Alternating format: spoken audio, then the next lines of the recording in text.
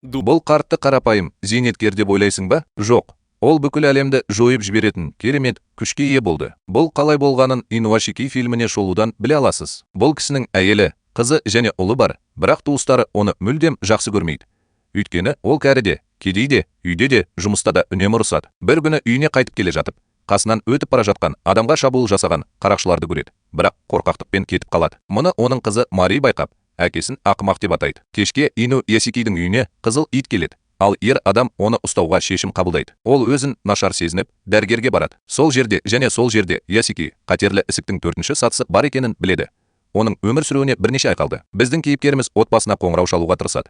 Бірақ оның туыстарының ешқайсысы телефонды алмайды. Ал Ясикте ол итін серуендеуге шығады. Ер адам ашы жылай бастайды. Жанында орындықта мұңды жігіт отыр. Кенет аспанда жарқыраған нұр пайда болып, ең күшті жарылыс естіледі. Біз қандайда бір сұлбаларды көріп, бір түрлі дыбыстарды естиміз. Олар жерге ұшып келген бөтен планеталықтар сияқты. Таң атқанда, бірақ Ясики есін жиды.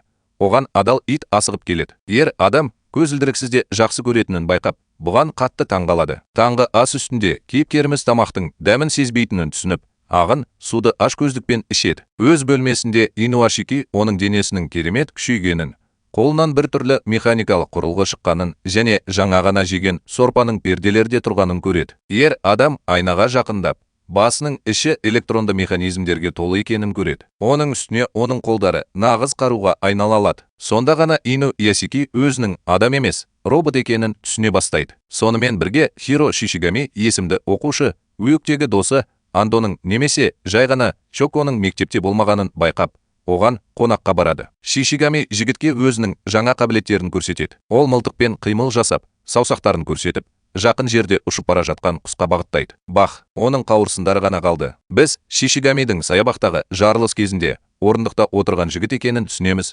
сондықтан ол қазірде робот. Маған қатты әсер етті. Шишигами автотұрағында ол қолының қимылымен көліктерді іске қосып, оларды апатқа ұшыратады. Жігіт досына киборгтың денесін көрсетіп, оның енді адам емес, супер қаһарман екенін айтады. Сонымен бірге Инуашики жұмыстан босатыламын деп қорқытуда және ол бастығынан бұлай жасамауын өтініп тізерлеп отыр. Үйге қайтып бара жатқанда, ер адам жараланған көгершінді көріп, оны қолына алады да, кенеттен кедей құсты емдейтін қандай да бір бағдарлама басталады. Көгершін аспанға ұшады, бірақ Ясики қуана жымиды. Ол басындағы көмек дауыстарын естіп, соңынан ереді. Ер адам ауруханаға келіп, сол жерде науқас баланы көреді.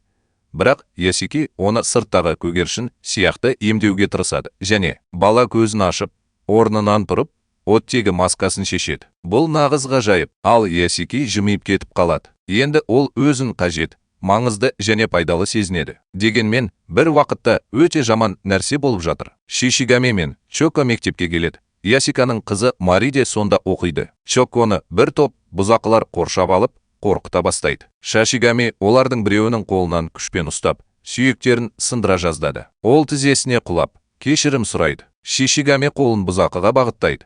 Тағы да саусақтарымен, мылтықпен сол қимылды жасайды. Соңғы сәтте Чоко досын тоқтатады. Үзіліс кезінде Шишигамиге Шион есімді сыныптасы жүгіріп келіп, жігітке деген сүйіспеншілігін мойындайды. Ол кішіпейілділікпен жымиып кетіп қалады. Шишигами ажырасқан анасымен емес, әкесімен кездесуге барады. Ал қазір ер адамның жаңа отбасы бар.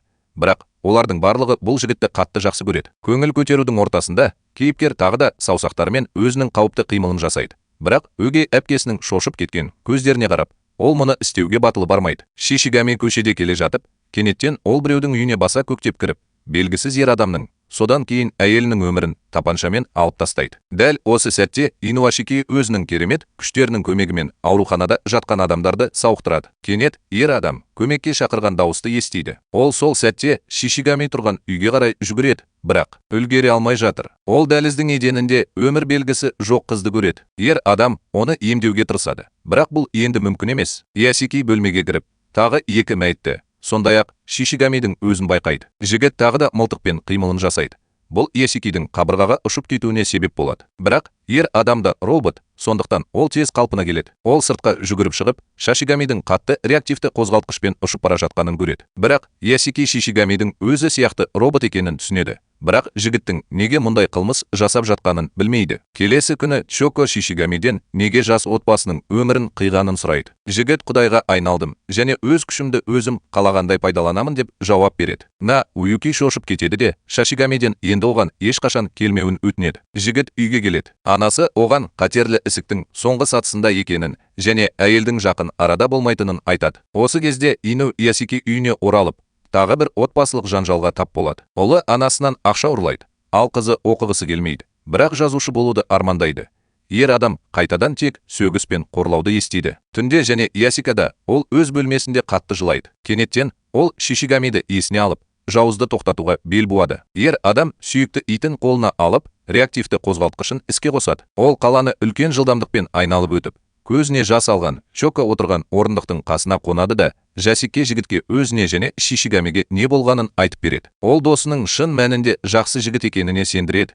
Тек өмір оны қатыгез етті. Олар бірге оны тоқтатудың жолын табуға тырысады. Бірақ алдымен Ина Ясики өзінің керемет күштерін басқаруды үйрену керек. Ол қаңылтырды сындыру үшін дәл сол саусақ қимылын қолдануға тырысады. Бірақ одан ештеңе шықпайды. Сонымен бірге қабылдау бөлмесіндегі дәрігер қадам басқан ананың дені сау екенін айтады. Тіпті біздің жауызымызда адамдарды қалай емдеу керектігін білетін сияқты. Ол және оның анасы қуана күліп жатыр. Сол кезде оларды полиция қоршап алды. Жігіт ауыр қылмыс жасады деп күдіктелуде. Шишигами қашып кетуге тырысады. Полиция мен оның арасында төбелес басталады. Бірақ ол оларды оңай жеңе алады. Реактивті қозғалтқышты іске қосқаннан кейін жігіт ұшып кетеді. Ол туралы сюжеттер барлық жаңалықтарда көрсетіледі. Шишигамиді оған деген сүйіспеншілігін мойындаған сол қыз Шион тауып алады. Ол оны үйіне шақырып, онымен бірге тұруды ұсынады. Осы уақыт ішінде Инуашики өз күшін жақсы басқара бастайды.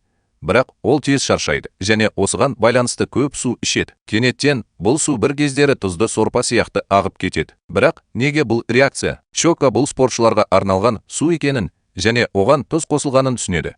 Мүмкін роботтар тұзды суға шыдай алмайтын шығар. Кешке Мари үйіне оралып, әкесін сыныптасы Чоконың қасында көреді. Ол бұған қатты таңғалады. Қыз үйге қайтып бара жатқан жігітті тоқтатып, түсініктеме талап етеді. Бірақ ол қашып кетеді. Түн түсіп жатыр. Шишигами жаңалықтарды көріп отыр. Ол анасының сүйікті ұлына тағылған айыпты көтере алмай, өз өмірін қиғанын біледі. Жігіт қатты жылайды. Өзін қарғаған адамдардың пікірлерін оқиды. Шишигами ең зұлым пікір қалдырушылардың бірін тауып, оның компьютеріне қосылады. Экранда Шишигамиді көргенде, ер адам оған мылтықпен дәл сол қимылды көрсеткенше мысқылдап күледі. Бах! Ал ер адамның жембірінде қызыл дақтар пайда болады. Біз Шишигамидің өз күшін компьютер экраны арқылы да пайдалана алатынын түсінеміз. Шишигами келесі пікір қалдырушының компьютеріне қосылып, солай істейді. Содан кейін қайта-қайта жасайды. Оның құрбандарының саны ондаған адаммен өлшенеді. Адымдап шаршап, ағын суды ашкөздікпен ішеді. Содан кейін Шион бәрі іздеп жүрген қылмыскер екенін мойындайды. Жігіт оған киборг денесін көрсетіп, оны ұстап алып, реактивті қозғалтқышын іске қосады. Ол қолында айқайлаған қызбен қаланы аралап ұшып келеді. Және бұдан былай бүкіл әлем оның жауы екенін айтады. Соған қарамастан, Шион жігіттен оны тастап кетпеуін өтінеді. Шишигами қызды құшақтап, оның қасында болуға уәде береді. Түнде Шион су ішуге шығады. Осы кезде полицейлер оның үйіне баса көктеп кіріп, оқ жаудырды. Шишигами қызды денесімен жабуға тырысады. Содан кейін олар сол саусақ қимылын бірнеше рет қолданады. Барлық полицейлер өмір белгілерінсіз құлайды. Алайда Шишигами Шионды құтқара алмады. Қыз да еденде жатыр, демалмайды. Жігіт шарасыз күйде ұшып кетеді. Бірақ Ясики Шишигамидің қылмыстары туралы тағы бір хабарды көріп отыр. Ол туыстарынан үйде болуды және телефондарын өшіруді сұрайды.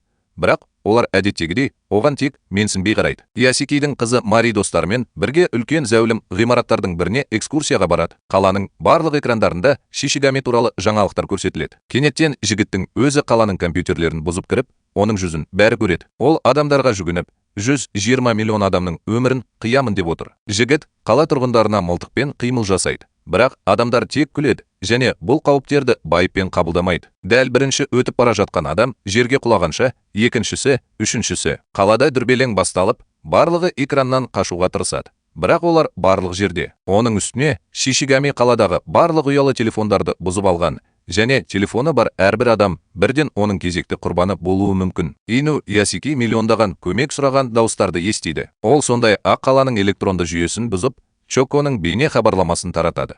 Ол барлығынан экрандардан алыстап, телефондарын өшіруді сұрайды. Көптеген адамдар оның кеңесіне құлақ асады. Шишигами ашуланды. Ол реактивті қозғалтқышын іске қосып, зәулім ғимараттың терезесінен ғимараттарды қиратып жатқан сәулелерді бүкіл қалаға бағыттайды және қаланың жалынға оранғанын көреді. Алайда, осының арқасында және Ясики зұлымның қайда жасырынып жатқанын түсініп, оған қарай асығады. Ер адам тапаншамен қимыл жасайды. Бірақ бұл жігіт үшін нағыз ұсақ түйек нәрсе. Ол плазмалық қозғалтқыштарды іске қосады және роботтар арасында әуеде шайқас басталады. Бірақ Ясики ғимаратқа соғыла жаздады. Содан кейін Шишигами оған жарылғыш сәулелерін түсіре бастады. Кенеттен және бірақ Ясики көмек сұраған дауысты естиді. Бұл оның қызы Мари. Ол тұрған зәулім ғимаратқа да осындай сәуле түсті. Қазір ол жерде бәрі қираған. Бірақ Ясики Мариді құтқару үшін жарысып жатыр. Оның денесін томға, тіпті метро пойыздарына соғып жатыр. Ол зәулім ғимараттың үстінде тұр. Бірақ оның үстінде Шишигами бар. Шайқас жалғасуда. Шишигами тікұшақты атып түсіреді. Бірақ Ясика бір ұшқышты құтқарып қалады.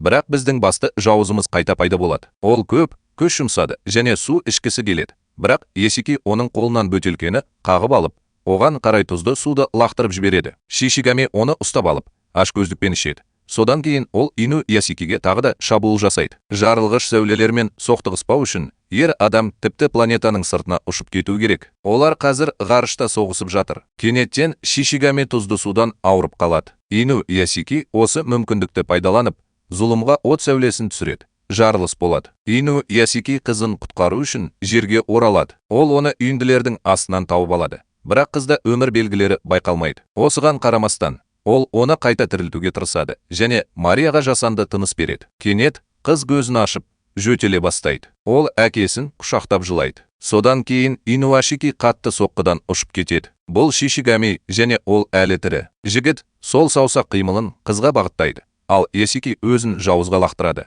Бірақ үлгере алмай жатыр. Мария қатты жараланды. Роботтар арасында қоян қолтық ұрыс басталады. Бірақ Шишигами әлдеқайда күшті және қарсыласын сөзбе-сөз қабырғаға жағып жібереді. Мари әкесінің робот екенін түсінеді. Шишигами Ясикиді аяқтауға тырысады. Қызы әкесіне қолын созады. Бірақ зұлым адам Мариді ұстап алып, зәулім ғимараттан лақтырып жібереді. Соңғы күшімен, бірақ Ясики өзінің реактивті қозғалтқышын іске қосып, ұшу кезінде Шишигамидің металл корпусын тесіп өтеді. Содан кейін ол қызын жердің үстінде ұстап алып, оны өзінің керемет күшімен емдейді. Бірақ Ясики сол жерде қалғандарды құтқару үшін қайтадан зәулім ғимаратқа көтеріледі. Бір апта өтті. Жаңалықтардан біз Шишигамидің енді тірі емес екенін және оның металл денесінің сынықтары қаланың түкпір-түкпіріне шашылып жатқанын және Ясикиде отбасымен таңғы ас ішіп жатқанын білеміз. Қызы оның құпиясын сақтады. Ол бір жұтым тұзды сорпа ішпекші болды. Бірақ оның қалай аяқталатынын есіне алып, табақты орнына қойды.